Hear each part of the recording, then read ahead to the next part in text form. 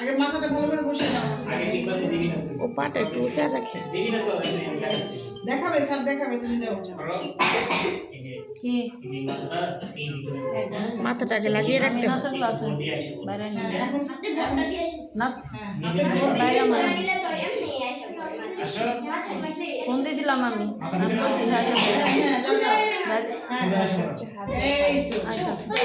হাত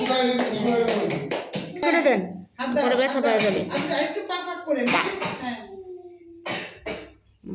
হ্যাঁ পারবে না